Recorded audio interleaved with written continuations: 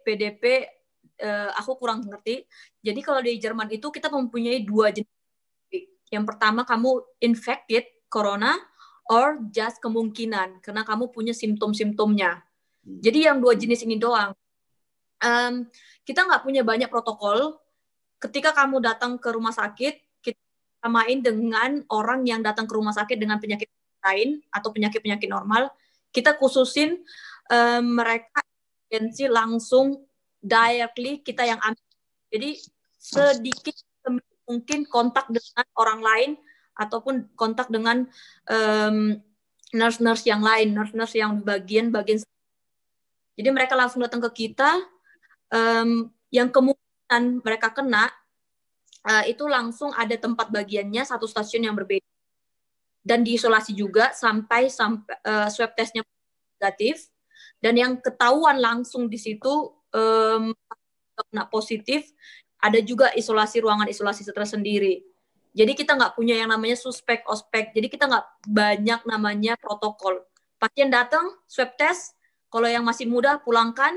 Kalau cenderung yang tua, yang kemungkinan bisa menjadi merujuk hal-hal yang tidak diinginkan, langsung dirawat inap dan didirikan, diisolasi sendiri. Gitu. Jadi kita itu cuman untuk memprioritaskan orang-orang tua, orang-orang yang batas lanjut usia, karena mereka tuh nggak punya imun sistemnya sendiri. Seperti aku kan aku nggak ngapain di rumah sakit karena semuanya itu aku bisa kerjain dari rumah gitu loh. Kayak contohnya di YouTube aku sendiri, apa aja yang aku kerjain selama aku karantina. Aku cek temperaturku tiap hari, aku cek kondisi batuk atau enggak, aku cek perasaannya, aku cek penciumannya, aku cek demam atau enggak, dan lain-lain. Dan itu jadinya mengurangi kerja rumah sakit. Jadi itu nggak bikin overload di rumah sakit. Nah itu yang aku kadang kurang ngerti, maksudnya di Indonesia aku kurang paham kenapa semuanya kayak marah-marah kalau nggak ditangani di rumah sakit, semuanya berbondong-bondong ke rumah sakit. Okay. Bukan berarti orang muda juga infeksi ataupun bisa terjadi meninggal karena corona, tapi orang-orang yang benar-benar membutuhkan oksigen, contohnya mungkin nggak ada di rumah. Jadi orang-orang yang benar-benar membutuhkan sekali penanganan rumah sakit, itulah yang kita suruh rawat inap.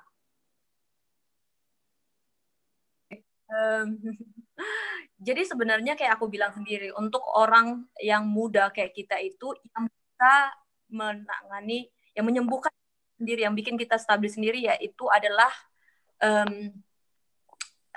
imun sistemnya kita sendiri. Jadi puji Tuhannya, thanks God, imun sistem aku termasuk imun sistem yang mungkin aku bilang termasuk tinggi, makanya aku gak sampai sedrop itu. Dan aku juga tambah suplemen yang aku bilang bisa membantu. Jadi kalau contohnya aku lagi down kayak gini, aku produksi banyak vitamin C. Terus aku banyak namanya minum makan daging-dagingan yang banyak protein untuk membantu jaga stamina aku. Terus lebih kayak, karena aku orang Indonesia ya, aku bikin ramuan jamu sendiri. Contohnya kayak menambah imun sistem, biasanya jahe plus madu, atau jahe pakai apa sih bahasa Indonesianya, asam gitu loh, asam yang lemon gitu loh. Jadi kayak minum jeruk nipis. Ya benar-benar itu maksudnya lime. Terus kayak minum kunyit-kunyitan yang membantu imun sistemku tetap jaga itu gitu loh. Stamina aku tuh tetap kuat gitu loh. Karena aku kan nggak bisa makan dan minum dan nggak bisa ngerasain apa-apa. Jadi aku sempat kemarin itu berat badan turun sampai 3 kilo lebih.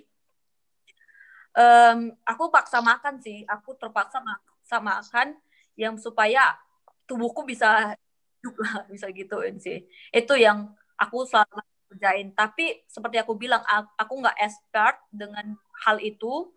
Kenapa aku bisa tetap stabil? Tapi aku mau share itu yang aku kerjain selama ini. Terus pertanyaannya apa lagi tadi? Termasuk yang paling bisa dibilang paling cukup. Memang masih ada keterbatasan APD sendiri, tapi sendiri itu memiliki, aku bilang cukup. Kita menggunakan APBD, semuanya itu diletakkan semuanya dalam ruangan, ditinggalkan di ruangan pasien. Makanya aku juga heran kenapa di di Indonesia sendiri waktu itu aku teman-teman nggak bisa keluar dari stasiun itu, aku nggak tahu kenapa.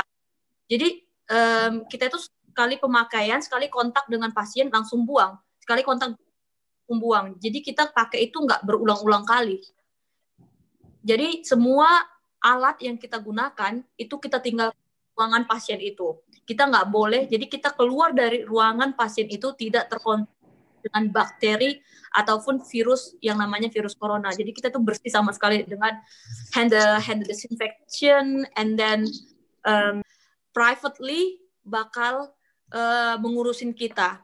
Departemen kesehatannya itu langsung kirim surat yang apa-apa aja yang kita harus lakukan, apa-apa aja yang kita perlu capai, dan kemana kita bisa ngambil informasi, kemana kita bisa telepon, dan dokter yang menangani kita. Jadi kayak aku ada dokter yang khusus memang menangani perkembangan aku selama aku di karantina. Yang mungkin sejawat kita ada yang kenal atau mungkin ingin kenal. Pembicara kita pertama yaitu Bapak Arif Fajar Saputra, Eskom MBA. Beliau dari Ibunda ID. Dalam hal ini beliau hari ini 2 jam ke depan akan berada di komunitas perawat. Pak Arif. Sebelumnya beliau adalah praktisi konseling ya, nakes tetap sehat mental. Di sini beliau di Ibunda ID. Pembicara kedua adalah Novita Saragi, RN. Beliau sebetulnya adalah perawat Indonesia, namun sudah lama di Jerman. Dan hari ini beliau akan sharing ke kita bagaimana peran perawat di Jerman dalam menghadapi pandemi COVID-19. Ya, kemudian yang ketiga adalah Pak Paul Malau, RN BNMN. Beliau juga sebetulnya perawat Indonesia, namun sudah lama mengabdi dan kiprah di Australia. Hari ini beliau akan berbagi kepada kita bagaimana juga peran perawat di Australia khususnya menghadapi pandemi COVID-19 ini. Dan alhamdulillah kita sudah bersama mereka saat ini dan kita cukup senang bisa berkenal dengan mereka ya. Untuk menanganinya, satu adalah dokter. Kedua adalah aku nggak tahu di Indonesia ada atau enggak, namanya terapi fisik. Ini kayak semacam latihan buat untuk lebih biar dia lebih dapat pergerakannya, dia lebih mobilisasinya lebih oke lagi. Dan ketiga itu bagian medical, yaitu seperti laboratorium yang selalu ngecek perkembangan darah, blood gas, dan bagian röntgen dan jenis-jenis apa ya, röntgen itu kayak kita mau lihat karena kebanyakan dari beberapa corona ini mereka mengalami bagian di saluran pernafasan, yaitu mungkin di paru-parunya ada bercak lain.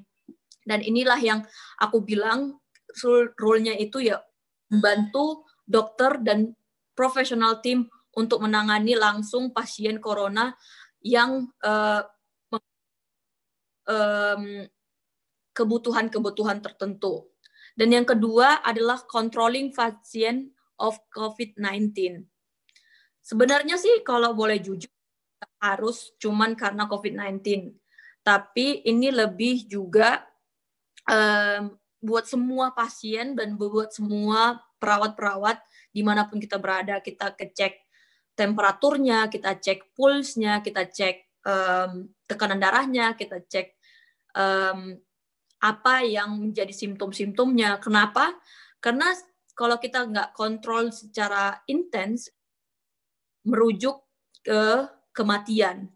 Jadi beberapa pasien corona di Jerman itu kebanyakan mereka adalah, aku rasa sih semuanya, mereka itu mengalami demam tinggi, yang dimana kita ceknya itu lebih intens. Mungkin di stasiun normal kita cuma ceknya itu sekali dalam sehari, tapi di sini tuh kita ngeceknya itu bisa sampai lebih dari 5 atau 6 kali sehari. Begitu juga dengan denyut nadi, begitu juga dengan saturasi pernafasan. Karena corona ini sendiri ini menyerang saluran pernapasan. Jadi walaupun mereka kelihatannya baik atau kelihatannya tidak memiliki gejala-gejala, tapi mereka memiliki satu saturasi pernapasan yang di 5%, yang itu bakal bisa dibilang merujuk kematian juga. Yang itu yang selalu kita jaga, dan role-nya sebagai nurse ini itu yang paling-paling penting ketika mereka tahu di mana mereka harus intens untuk mengurangi hal-hal atau angka-angka kematian dari pasien corona sendiri. Dan yang ketiga, lanjut administering medication and intervention. Ini pasti semua orang juga tahu. Jadi di Jerman sendiri, aku nggak tahu gimana. Jadi di Jerman itu dokter hanya menulis apa-apa aja obat-obatan yang akan diberikan kepada pasien, sedangkan yang mengerjakan to execute the medication is only the nurse. Jadi mereka memberikan tanggung jawab sepenuhnya kepada nurse apa aja medication yang akan diberikan ke pasien ataupun infusion yang akan diberikan ke pasien. Contohnya, ketika pasien corona ini, mereka biasanya kekurangan cairan karena mereka menghadapi infeksi dalam tubuhnya, demam. Jadi kebiasaan contohnya dehidrasi. Yang dokter lakukan adalah memberikan mereka cairan sejenis elektrolit, sejenis natrium, sejenis air, yang dimana dan itu semua adalah nurse. Makanya untuk melakukan segala infusion, segala administrasi medikation, medical, everything yang ngerjain adalah nurse. Jadi apa yang dilakukan dokter hanya untuk menulis apa yang mereka mau. Tapi yang mengerjakan to execute kembali lagi adalah nurse. Selanjutnya, peran dari nurse ini adalah menulis segala rekor. Jadi di Jerman, kalau kalian mau tahu, di Jerman itu banyak banget dokumentasi. Banyak banget. Semuanya itu harus ditulis. Jadi setiap hari kita harus menulis apa-apa aja kegiatan dan perkembangan dari pasien. Contohnya, satu hari ini pasien yang A nggak makan obat atau nggak mau makan obat. Satu hari ini pasien tidur mulu. Satu hari ini pasien batuknya memarah. Satu hari ini pasien mengalami sesak nafas. Jadi setiap record, setiap activity from the patient, we have to write it down. Jadi kita bikin dokumentasi itu benar-benar teratur dan benar-benar teliti. Sampai kalau kita apakah kita sedetail itu sampai apakah kita ini contohnya mereka dimandiin atau enggak, itu sampai segitunya kita harus dokumentasiin karena di Jerman itu paper dan dokumentasi itu sangat penting. Ketika kamu bilang aku udah kasih pasiennya nggak mau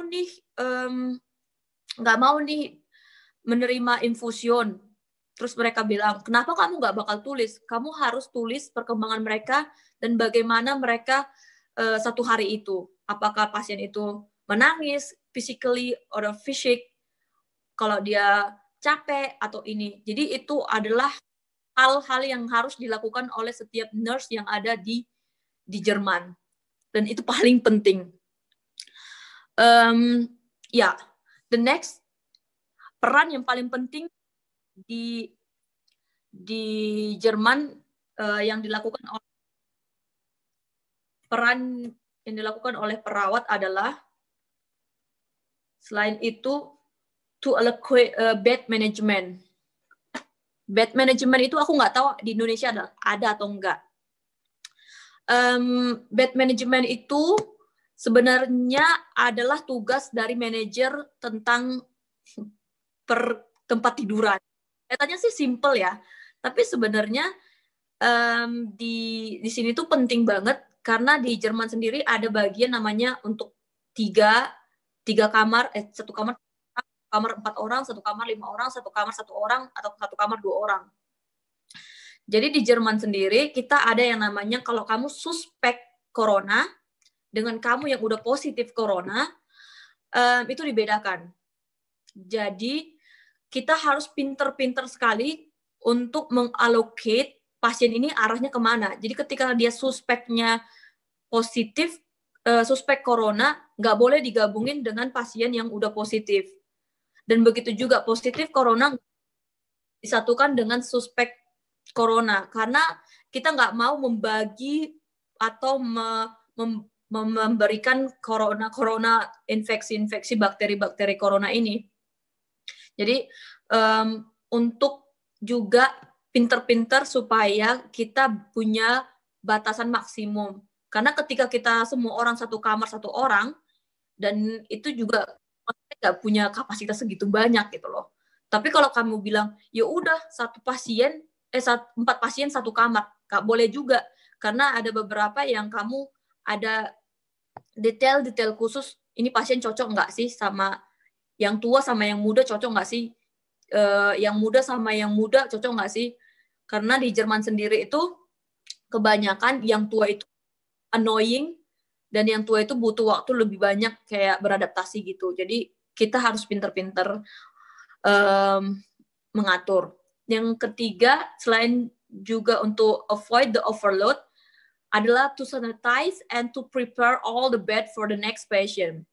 Sebenarnya ini adalah tugas dari cleaning service atau enggak petugas kebersihan dari pihak rumah sakit sendiri. Tapi karena ini corona dan kita nggak mau membagi virus ini semakin banyak dan memperluas virus ini, jadi yang kerjain semuanya itu mendesinfektan bagian-bagian alat-alat controlling, alat-alat medical team, alat-alat tempat tidur, apapun yang berkaitan dengan pasien adalah kita. Yang which is sebenarnya is not our job. Kembali lagi, kalau contohnya ini bukanlah kerjaan kita, tapi selama corona ini itu adalah menjadi bagian dan tanggung jawab kita. Yang mungkin beberapa orang kayak apa sih gitu loh, masa kita harus bersihin tempat tidur gitu, emang gak ada kerjaan lain? Ya itu dia, mungkin agak sedikit aneh, tapi ya di Jerman aku melakukan ini dan kita semua emang harus melakukan semua ini. Dan kita harus identifikasi semua yang kita gunakan sebelum keluar dari ruangan pasien. The next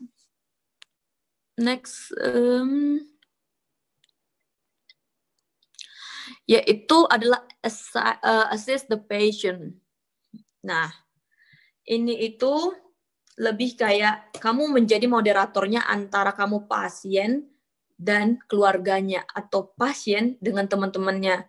Jadi selama kamu diisolasi, nggak boleh kan ada yang mengunjungi, nggak boleh juga ada yang melihat, nggak boleh juga ada yang take care of his family or her family. Jadi ini kayak lebih ke mediator ataupun menjadi orang ketiga penengah antara pasien dengan family-nya.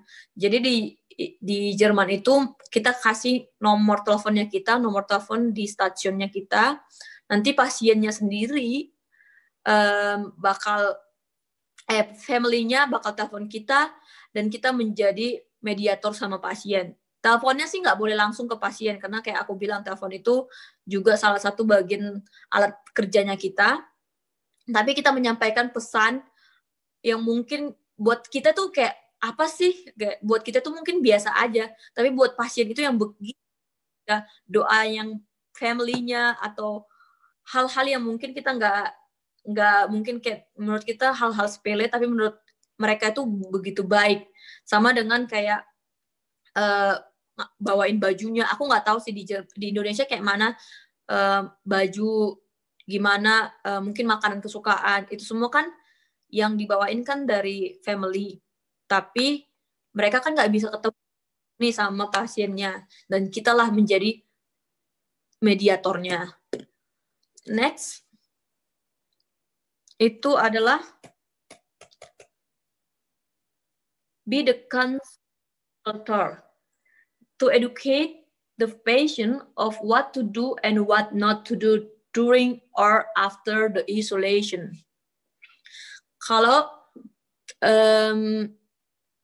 Kalau kalian tahu, di Jerman sendiri ada yang namanya isolasi mandiri dan ada isolasi yang harus. Bagi kalian yang masih muda, yang bukan termasuk grup resiko, itu diusahakan untuk isolasi mandiri sendiri. Dan kebetulan aku punya pengalaman ini karena aku sampai sekarang aku kena corona dari bulan lalu, dan sampai sekarang itu aku belum bisa menghirup sampai sekarang. Dan aku belum bisa merasakan apa-apa. Mungkin bagi kalian yang tahu simptom-simptom dari corona, salah satunya adalah nggak bisa mencium, nggak bisa merasakan sesuatu, nggak bisa bernafas, demam, batuk, pilek, itu aku semua rasain. Tapi thanks God-nya itu sekarang aku udah mulai membaik, dan aku cuman seperti aku bilang, aku nggak bisa mencium dulu, nggak bisa merasain sampai detik ini. Jadi kenapa kita educate the patient? Karena biasanya pasien-pasien yang kena corona ini, mereka tuh langsung panik gitu loh. Mereka langsung, aku harus gimana, aku nggak tahu, aku harus kayak gini-gini. Mereka tuh terlalu panik, yang dimana sebenarnya ada hal-hal yang mereka nggak perlu panikin, tapi ada hal-hal yang mereka harus perhatiin.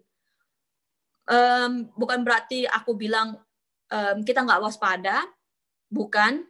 Kita tetap waspada, tapi nggak menganggap itu sesuatu yang harus dipanikan.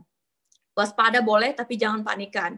Jadi inilah tugas nurse ketika kita ada di stasiun corona selama pandemi ini, kita menjadi konsultan, kayak melakukan contohnya apa yang harus kamu lakukan ketika kamu demam tinggi gitu loh. Banyak orang tahu apa ya yang harus aku lakukan. Kayak it's like a simple tips, tapi itu berguna banget buat pasien kita gitu loh. Kayak mungkin bilang, ya udah minum air putih yang banyak supaya kamu nggak dehidrasi, contohnya. Yang kadang orang nggak kepikiran gitu loh. Or take a paracetamol untuk menurunkan panas tinggi kalian. Jadi kalian nggak perlu keluar rumah, nggak perlu ke rumah sakit, nyebarluaskan virus. Tapi kalian stay di rumah, stay at home. Dengan telepon kita bisa bantu beberapa hal. Tapi kembali lagi, ketika ada keluhan paru-paru, keluhan pernafasan, kita juga suruh mereka langsung untuk ke rumah sakit. Tapi kalau untuk hal-hal yang tidak terlalu emergency, kita suruh mereka untuk stay at home aja. And to give some advice is like the same, like what I say. Kadang mereka butuh sesuatu kayak, aku gimana sih? Ini normal nggak? Aku itu kena corona, tapi aku masih merasa sebenarnya ini aku kurangnya di sini, aku ini. Ya, kita ada untuk dengerin mereka, untuk menjadi pendengar yang baik, supaya mereka juga ngerti itu loh. Dan the last, peran yang kita juga yang aku lakukan selama aku pandemi ini adalah menjadi teman mereka, baik itu emosional ataupun physically enggak, tapi lebih kayak kebanyakan orang-orang yang udah agak lumayan tua di tempat aku tuh, aku mau cerita, ada satu bapak sama seorang istrinya. Jadi mereka pergi liburan ke Italia. Tiba-tiba pas mereka kembali, mereka dua-duanya kena corona. Tapi sayangnya si istrinya meninggal dunia karena corona, dan si bapak sendiri. Dan itu physical, kayak ada namanya tenda khusus waktu kita emang pandemi lagi tinggi-tinggi banget sampai 100 ribuan orang. Kita bikin tenda emergensi yang khusus cuman untuk suspek pasien yang mungkin bisa terjangkit corona. Nah, di sini dan di Jerman itu di rumah sakit aku sendiri nggak sampai 2-3 hari. Kita langsung bisa tahu hasil. Jadi nggak perlu selama itu. Jadi 12 jam itu, dalam waktu 12 jam itu kita langsung swab testnya pagi, malam, itu biasanya udah ketahuan. Memang laboratorium terlalu padat, terlalu banyak swab test, mungkin sampai ribuan, sampai keesokan harinya. Jadinya mereka harus rawat inap. Tapi biasanya yang muda, mereka disuruh pulang lagi ke rumahnya dengan pengawasan kita. Kita kasih nomor teleponnya mereka, telepon dokter, sehingga mereka bisa apa aja yang kemungkinan terjadi. Siapa tahu bisa sesak napas dan lain-lain. Tapi yang akan untuk rawat inap. Dan setiap pasien, contohnya aku nih, aku memang sendiri. aku pakai baju APBD-ku cuman untuk pasien ini. Siap itu aku buang, cuma sekali pakai. Aku pergi ke next pasien, itu menggunakan APBD baru. Berbeda. Jadi nggak ada namanya, apa sih namanya bahasa Indonesia? How you call it? Like to bring the virus. Kayak kamu dari pasien ini bawa virus pasien ini ke pasien selanjutnya, nggak ada istilah kayak gitu. Jadi ketika kamu udah fit sama pasien yang satu, kamu disinfection, cuci tangan, semuanya, baju yang tadi terkontak dengan pasien corona atau corona udah bersih, clean, baru kamu ke next pasien. Setiap kita yang menangani kontak langsung dengan positif corona, kita dikasih kayak buku diary gitu. Jadi setiap hari kita kasih tahu temperatur kita berapa, kita kasih tahu kita ada keluhan apa, yang semua simptom-simptomnya, kayak batuk, apakah ini. Ketika kita salah satunya, contohnya kayak aku kemarin tiba-tiba aku demam, nggak tahu kenapa. Terus langsung mereka bilang, langsung suruh ke dokter yang khusus menangani seluruh perawat-perawat di situ. Bukan dokter biasa, bukan dokter umum, tapi dokter yang memang khusus untuk ngurusin kita doang. Jadi bukan dokter stasiunnya, tapi dokter yang nanganin kita. Kita disuruh cek, ambil swab test, baru kita dilihat gitu loh. Oh, kalau ini positif ataupun negatif. Ketika aku kayak kemarin positif, semua teman-teman aku dites semua karena kita kan kontak langsung sama mereka kan. Aku kontak langsung sama teman. Mereka juga langsung dicek semuanya untuk mengurangi hal-hal perluas pasien-pasien, menambah pasien. Jadi rumah sakit aku sendiri mereka menyuruh aku untuk karantina sendiri, karantina mandiri, dan juga sih langsung kayak tanya, gimana kabar kamu, udah sejauh mana? Tapi sebenarnya kalau kita nggak punya simptomatik, kita bisa kerja lagi. Tapi dengan syarat kayak how you call it, masker. Dirujuk ke Departemen Kesehatan langsung. Departemen Kesehatan telepon kita, Departemen Kesehatan langsung nyuruh kita nggak boleh keluar. Departemen Kesehatan langsung mencatat apa-apa aja track record kita.